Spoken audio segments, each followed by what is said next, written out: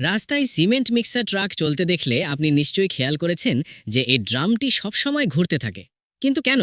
আসলে এই ড্রামটি ঘোরা না ঘোরা নির্ভর করে পুরো এক গাড়ি কংক্রিটের ভাগ্যের ওপর।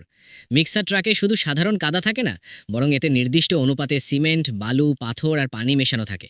যদি কংক্রিটকে স্থির অবস্থায় রাখা হয়, তবে ভারী পাথরগুলো নিচে জমে যাবে আর তরল অংশ ওপরে ভেসে উঠবে। অল্প সময়ের মধ্যেই এটি জমাট বাঁধতে শুরু করবে, যা ব্যবহারের অনুপযোগী হয়ে পড়বে। সিমেন্ট মিক্সার ট্রাকের ভেতরে ড্রামটি ফাঁপা নয়, এর ভেতর দিক দিয়ে পেঁচানো ব্লেড লাগানো থাকে, যা অনেকটা বড় একটি স্ক্রুয়ের মতো কাজ করে।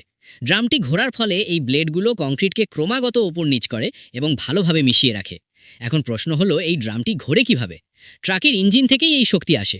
ইঞ্জিন প্রথমে একটি হাইড্রোলিক পাম্প চালায়, যা মেকানিক্যাল এনার্জিকে উচ্চ চাপের হাইড্রোলিক অয়েলে রূপান্তরিত করে। সেই তেল একটি হাইড্রোলিক মোটরকে ঘোরায়।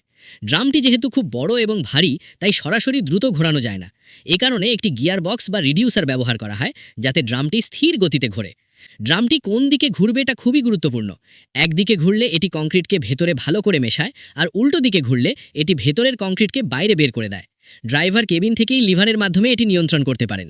সবচেয়ে বড় ভয় হলো ড্রাম ঘোরানো বন্ধ হওয়া। একে বলা হয় মেঙ্গুয়ান।